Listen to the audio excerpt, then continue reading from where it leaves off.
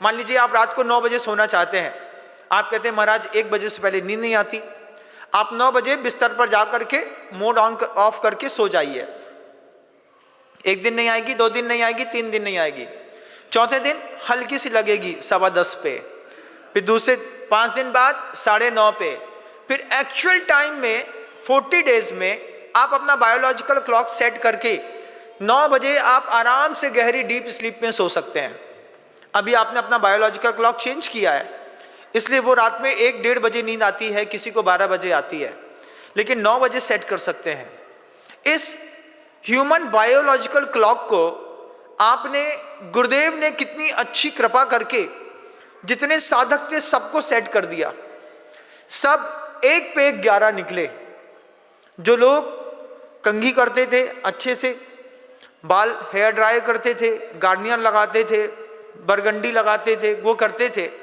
आचार्य विद्यासागर जी महाराज जी की कृपा हुई, वे लोग राख उठा करके केशरोच करना सीख गए। कितना बदला गुरुदेव ने, किस किस को नहीं बदला।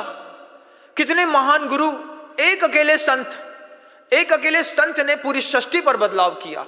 जैन समाज की ताकत पे बदलाव किया। आपके शब्द के बगल में जो जैन शब्द लगा है ना, उसकी ताकत आप नहीं है, उसकी ताकत है आचार्य विद्यासागर जी महाराज। वे भरी गर्मी में दोपहर में बिहार किए, पुलिस वालों ने देखा, अजैनों ने देखा, उनके मन के अंदर श्रद्धा भाव हुआ। जैनियों के गुरु महान तपस्वी होते हैं। उसके बाद किसी जैन को देखा तो श्रद्धा से अजैन भर गया।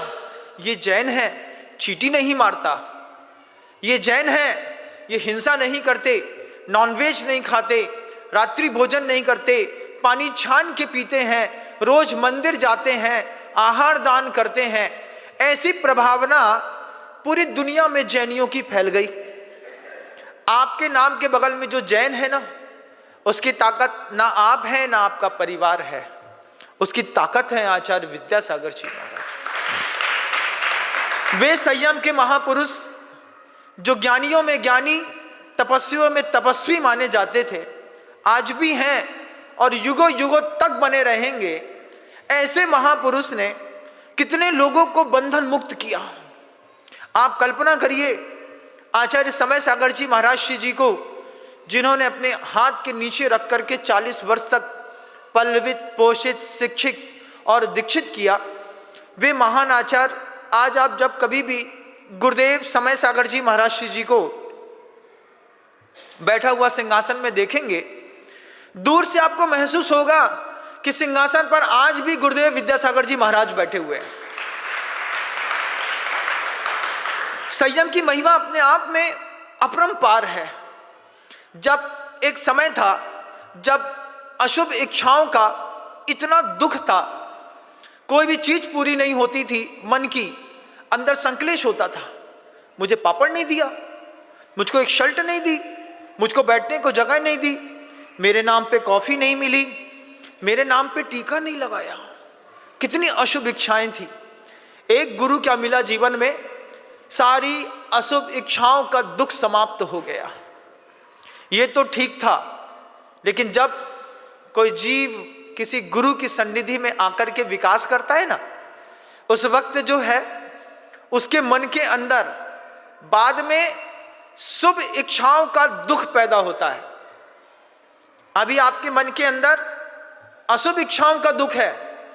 जितना भी संसार जीता है, अशुभ इच्छाओं के दुख में क्या चाहिए है, अरे सट्टा लगाना है, 200 रुपए निकाले हैं, सिगरेट पीनी है, 100 रुपए निकाले हैं, गुटखा खाना है, अशुभ इच्छा, जुआ खेलना अशुभ इच्छा, पटाया बैंकॉक घूमने जाना अशुभ इच्छा। और किसी इच्छा आपने की, और अगर मान लो आपके पिता ने आपको रोक दिया, नहीं जाना है अभी, तो गुस्सा कहाँ ट्रांसफर होता है? पिता के ऊपर। पिता हमें जाने नहीं देते, हम पिताजी को देख लेंगे। अभी आपके जीवन में अशुभ इच्छाओं का दुख है। कुछ बच्चे ऐसे होते हैं, साधु होते हैं, उनके अंदर शुभ इच्छाओं का भी दुख होता है। महाराज, बड़ा अजीब सा बात है शुभ इच्छाओं में भी दुख होता है। शुभ इच्छाओं का दुख कैसा? आपके घर का 3 साल का बच्चा चौके में गया, माँ से कहता है गैया के लिए रोटी दे दो। माँ को पता है ये गाय को रोज रोटी खिलाता है। उसने एक रोटी ली, रोटी लेकर के दरवाजे से बाहर निकला, लेकिन गाय नहीं मिली।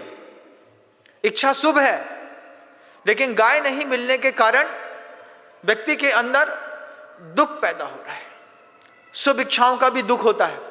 फिर वो रोता है, रोते में घर के कोई ताऊ, चाचा, पापा, बड़े पापा कोई होते हैं, उसको गोदी में लेकर के रोटी लेकर के दूसरी गली तक जाते हैं। दूसरी गाय दिखी, अब इस गाय को नहीं खिलाना, हमारी वाली जो गाय थी उसी को खिलाना है। अब वो छोटे छोटे बच्चे 8-8, 10-10 गाय को सेट कर लेते हैं।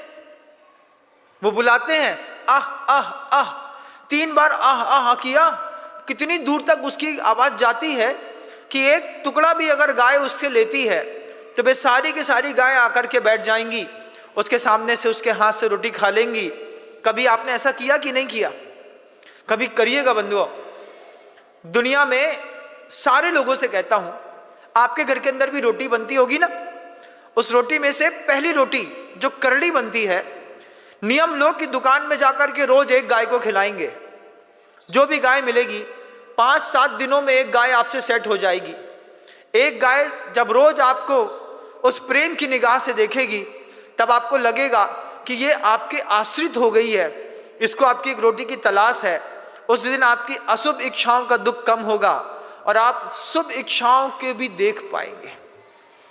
आचार्य श्री जी से जब हम लोगों का संवाद होता था, गुरु जी से एक बार कहा, गुरुदेव हम लोगों को देख करके आपको कैसा लगता है? आचार्य श्री जी कहते हैं, गुरुदेव क्या कहते हैं आप देखो। गुरुदेव कहते हैं, मुझे इस बात का बहुत दुख होता है कि मैं आप लोगों को जो दे सकता था मैं वो आपको दे नहीं पा रहा हूं। मैं अभी आपको, मुझे आप लोगों को और देना था, लेकिन मैं दे नहीं पा रहा हूं, मेरा शरीर साथ नहीं देता। ये शुभ इच्छाओं का दुख है। शुभ इच्छाओं का दुख कभी अपने जीवन में पैदा करिएगा। मेरे पास था, मेरे पास है, लेकिन मैं दे नहीं पा रहा।